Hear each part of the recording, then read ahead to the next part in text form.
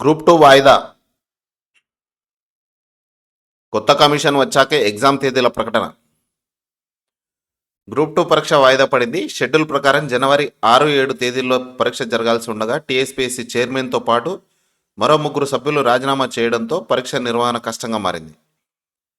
దీంతో గ్రూప్ 2 పరీక్షను వాయిదా వేస్తూ టీఎస్పీఎస్సీ నిర్ణయం తీసుకుంది. కొత్త తేదీలను త్వరలోనే చెప్తామని ప్రకటించింది. ఈ మేరకు బుధవారం commission secretary Anita Ramachandran press note విడుదల చేశారు. రాష్ట్రంలో గ్రూప్ 2 కేటగిరీ కింద 18 డిపార్ట్మెంట్లలో 783 ఉద్యోగాల భర్తీకి గతేడాది డిసెంబర్ 29న టీఎస్పీఎస్సీ నోటిఫికేషన్ జారీ చేసింది.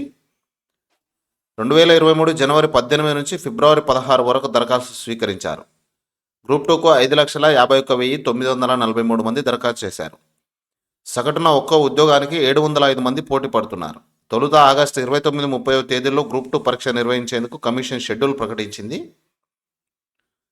అభ్యర్థుల నుంచి వచ్చిన డిమాండ్ మేరకు నవంబర్ 2-3 తేదీలకు పరీక్షను రీషెడ్యూల్ చేశారు. నవంబర్ 1 నుంచి ఎన్నికల ప్రక్రియ ప్రారంభం కావడంతో పరీక్షల నిర్వహణ, శాంతి భద్రతలు, వసతులు, సిబ్బంది కొరత వంటి ఇబ్బందుల కారణంగా రెండోసారి గ్రూప్ 2 పరీక్షను వాయిదా వేస్తున్నట్టు కమిషన్ ప్రకటించింది. గ్రూప్ 2 పరీక్షను మళ్ళీ 2024 జనవరి 6-7 తేదీలలో రీషెడ్యూల్ చేసింది. ఇప్పటికే 2 సార్లు పరీక్ష రీషెడ్యూల్ కాగా తాజాగా 3వసారి కూడా వాయిదా పడింది. అయితే కొత్త కమిషన్ ఏర్పాటయ్యాకే ఎగ్జామ్ తేదీలు ప్రకటించే అవకాశాలు కనిపిస్తున్నాయి. మొత్తానికైతే ఇది వాయిదా మాత్రం వేయడం జరిగింది. ఎప్పుడు డేట్స్ అనేది మాత్రం డిక్లేర్ చేయలేదు. అఫీషియల్ వెబ్సైట్లో అఫీషియల్గా ఇచ్చినటువంటి ప్రెస్ నోట్ అయితే ఉంది, మీరు అక్కడి నుంచి చెక్ చేసుకోండి. అదేవిధంగా ఇంకోటి ఏంటంటే రేపు 10వ తరగతి పరీక్షల షెడ్యూల్ రాబోతుంది. దానికి సంబంధించి కూడా రేపు చూద్దాం. ఇంకో హెడ్డింగ్ చూస్తే ఎంట్రన్స్ ఎగ్జామ్స్ పనులు ఇంకా మొదలు కాలే. హైయర్ ఎడ్యుకేషన్ కౌన్సిల్ ఆఫీసర్ పోస్టులపై అయోమయం. విధుల్లో కొనసాగుతూ ఆఫీస్కు రాని చైర్మన్, వైస్ చైర్మన్. సెట్ పరీక్షల నిర్వహణపై ముందుకు సాగని ప్రక్రియ. రాష్ట్రంలో వచ్చే విద్యా సంవత్సరంలో వివిధ కోర్సుల్లో చేరేందుకు నిర్వహించే ప్రవేశ పరీక్షల నిర్వహణ పనులు ఇంకా మొదలు కాలేదు.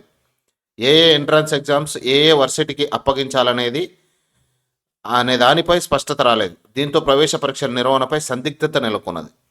ఇంజనీరింగ్, ఫార్మసీతో పాటు వివిధ ప్రొఫెషనల్ కోర్సుల్లో అడ్మిషన్స్కు ఏటా మే, జూన్ నెలల్లో ప్రవేశ పరీక్షలను హైయర్ ఎడ్యుకేషన్ కౌన్సిల్ నిర్వహిస్తుంది. ఇందుకు ఏటా డిసెంబర్ నుంచే ప్రక్రియ మొదలవుతుంది. EAMCET, ECET, PECET, ICET, EdCET, LAWCET, PGL set, PECET తదితర ఎంట్రన్స్ ఎగ్జామ్స్ నిర్వహణకు కౌన్సిల్ అధికారులు వివిధ యూనివర్సిటీలకు లేఖలు రాసి వారి నుంచి అభిప్రాయాలు, ప్రతిపాదనలు తీసుకుంటారు. అనంతరం పరీక్షలు నిర్వహించే సామర్థ్యం, ఇతర అంశాలను పరిగణలోకి తీసుకొని వర్సిటీలకు ఆయా సెట్స్ను నిర్వహించేందుకు హైయర్ ఎడ్యుకేషన్ కౌన్సిల్ అనుమతిస్తుంటుంది. ఆపై వర్సిటీ అధికారులు సెట్ కమిటీ వేసుకొని షెడ్యూల్, ఇతర ప్రక్రియను నిర్వహిస్తారు. అయితే ఈ సంవత్సరం డిసెంబర్ గడిచిపోతున్న సెట్స్ నిర్వహణపై మాత్రం ఎలాంటి ప్రక్రియ ప్రారంభం కాలేదు. పోస్టులపై గందరగోళంతోనే higher education council chairman Limbadri, vice chairman Venkataramana పోస్టులపై కొంత గందరగోళం నెలకొనడంతో ఈ సమస్య ఏర్పడింది. వివిధ కార్పొరేషన్ల చైర్మన్లు, వైస్ చైర్మన్లు తొలగిసి సర్కార్ జీవో ఇవ్వగా వాటిలో వీరిద్దరి పేర్లు ఉన్నాయి. అయితే రెఫరెన్స్ జీవోలు వేరుగా ఉండడంతో వారు సర్కారు పెద్దలను కలిసి క్లారిటీ కోరారు. అయితే సర్కారు నుంచి స్పష్టత వచ్చే వరకు బాధ్యతలో కొనసాగాలని వారిని సూచించినట్టు తెలిసింది. అయినా వారిద్దరు కౌన్సిల్కి సరిగ్గా రావడం లేదు. దీంతో ప్రవేశ పరీక్షల పనులన్నీ ఎక్కడెక్కడే ఉన్నాయి. దీంతో ప్రభుత్వ పెద్దలు చొరవ తీసుకొని ప్రవేశ పరీక్షల ఏర్పాట్లు స్టార్ట్ చేయాలని విద్యార్థి సంఘాల నేతలు కోరుతున్నారు. లేకపోతే ఎంట్రన్స్ ఎగ్జామ్స్ ఆలస్యం అవుతాయని చెప్తున్నారు. ఇక మరో ఎగ్జామ్ పీజీ ఇంకా ఈజీ, ఆన్లైన్లోనూ చేసే వెసులుబాటు. ఏడాది కాల వ్యవధితో కోర్సులు, 4 ఏళ్ల డిగ్రీ ఉంటే తేలికే. ఆధునిక కోర్సుల మేళాయింపు. ఇప్పటికే ముసాయిదా రూపకల్పన, త్వరలో యూజీసీ కీలక నిర్ణయం. పోస్ట్ గ్రాడ్యుయేషన్ విద్యను మరింత సరళీకరించారని యూనివర్సిటీ గ్రాంట్స్ కమిషన్ నిర్ణయించింది. నాణ్యత ప్రమాణాలను మెరుగుపరచడం దీని ఉద్దేశంగా పేర్కొంది. సరికొత్త పీజీ డిగ్రీ విధానంపై యూజీసీ ఇటీవల ముసాయిదా ప్రతిని రూపొందించింది. దీన్ని అన్ని రాష్ట్రాలకు పంపింది. సలహాలు, సూచనలు, అభ్యంతరాల ప్రక్రియ వచ్చే నెల 2వ వారంతో ముగుస్తుంది. జనవరి ఆఖరి వారం లేదా ఫిబ్రవరిలో కొత్త పీజీ డిగ్రీ విధి విధానాలను ఖరారు చేయాలని భావిస్తుంది.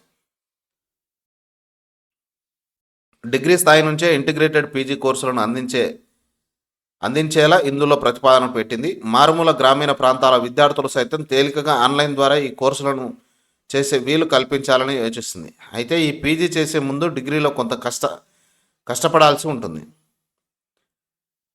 ఏడాదిలోనే పూర్తి. ఇక మీదట కేవలం ఒక ఏడాదిలోనే పీజీ కోర్సులు పూర్తి చేసే అవకాశం కల్పించబోతున్నారు. ప్రస్తుతం ఇది 2 ఏళ్ల కాల పరిమితితో ఉంది. అయితే 4 ఏళ్ల డిగ్రీ కోర్సులు చేసిన వారే దీనికి అర్హులుగా యూజీసీ చెప్పబోతుంది. వాస్తవానికి జాతీయ విద్యా విధానం 2020 అమలులో భాగంగా దేశవ్యాప్తంగా 4 ఏళ్ల కాలపరిమితి గల డిగ్రీ ఆనర్స్ కోర్సులకు ప్రాధాన్యత పెరుగుతుంది. క్రెడిట్ విధానం అందుబాటులోకి తెచ్చేందుకు ఇప్పటికే రంగం సిద్ధమైంది. ప్రాథమిక విద్య మొదలు పీజీ వరకు క్రెడిట్ విధానం అమలు చేయబోతున్నారు. ఏకీకృత విద్యా విధానం అమలు చేయడం, స్కోర్ బ్యాంకులు ఏర్పాటు చేయడం ఎన్ఈపిలో భాగం. దీనివల్ల విదేశాలకు వెళ్ళిన ఆన్లైన్ ద్వారా విద్యార్థి స్థాయిని లెక్కగట్టే వీలుంది. 10th వరకు ఒక గ్రేడు, +2కు మరో గ్రేడు, డిగ్రీ పోస్ట్ గ్రాడ్యుయేట్కు ఇంకో గ్రేడు ఇస్తారు. దీన్ని బట్టి స్కిల్ అన్స్కిల్ విభజన చేస్తారు. దీన్ని దృష్టిలో ఉంచుకొని 3 ఏళ్ల డిగ్రీతో పాటు పీజీ కూడా చేసి సమీకృత విధానం అందుబాటులోకి తెస్తారు. అంటే 4 ఏళ్ళు డిగ్రీ చేసిన విద్యార్థి ఏడాది పీజీ చేస్తే సరిపోతుంది. ఇది ఆన్లైన్లోనూ అవకాశం. ఏడాది పీజీ కోర్సులకు ఆన్లైన్ ద్వారా కూడా చేసే వెసులుబాటు కొత్త విధానంలో తీసుకురాబోతున్నారు. 4 ఏళ్ల డిగ్రీలో అవసరమైన సాంకేతిక అంశాలను చేరుస్తారు. ముఖ్యంగా అన్ని గ్రూపుల్లో కంప్యూటర్ అనుసంధాన సిలబస్ను పెట్టాలన్నది యూజీసీ ఆలోచన. డిగ్రీలో అవసరమైన పారిశ్రామిక భాగస్వామ్య ఇంటర్న్షిప్ ఉంటుంది. విద్యార్థి ఈ దశలోనూ ప్రాక్టికల్స్ నాలెడ్జ్ పొందుతారు. ఈ కారణంగా పోస్ట్ గ్రాడ్యుయేషన్ ఫీల్డ్ వర్క్ కొంత తగ్గుతుంది. కాబట్టి ఆన్లైన్ ద్వారా పీజీ చేసిన విద్యార్థుల్లో నాణ్యత తగ్గే అవకాశం లేదని యూజీసీ విశ్లేషిస్తుంది. ఆన్లైన్ విధానం అందుబాటులోకి తేవడం వల్ల ఇతర దేశాల్లో పీజీ కోర్సులను చేసే వీలుందని యూజీసీ వర్గాలు అంటున్నాయి. పీజీ విద్యలో ఇది గుణాత్మక మార్పు తెస్తుందని చెప్తున్నారు.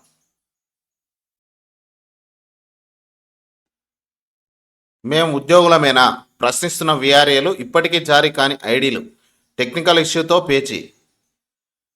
5 నెలలుగా అందని వేతనాలు, గత ప్రభుత్వ చర్యలతో ఇబ్బందులు, నేటి నుంచి సామూహిక సెలవుల్లోకి, సమస్యలు పరిష్కరించాలని డిమాండ్. గత ప్రభుత్వం చేసిన తప్పిదాల వల్ల వీఆర్ఏలు ఇప్పటికీ ఇబ్బందులు ఎదుర్కొంటున్నారు.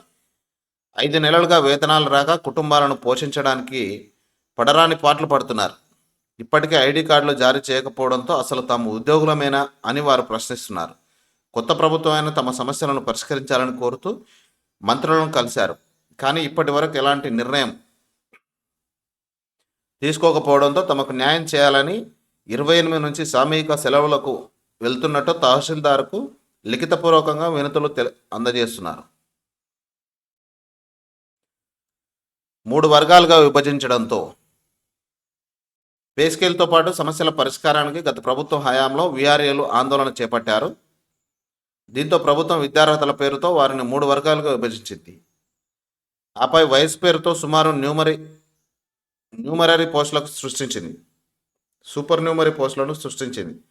వీఆర్ఏ నుంచి ప్రమోషన్ ఇస్తూ వివిధ శాఖలను junior assistant, record assistant, OS, చైర్మన్గా పంపింది. అయితే సర్దుబాటు జీవో 81, 85లపై కొందరు వీఆర్ఏలు అలాగే గతంలో తమ సీనియారిటీ ప్రకారం పదోన్నతులను నిరాకరించారని మరికొందరు ఆఫీస్ సబార్డినేట్లు హైకోర్టును ఆశ్రయించారు. దీంతో ఆ జీవోలు కాస్త సస్పెండ్ అయ్యాయి. దానివల్ల ఇప్పటికీ ఐడి కార్డులు జారీ కాలేదు.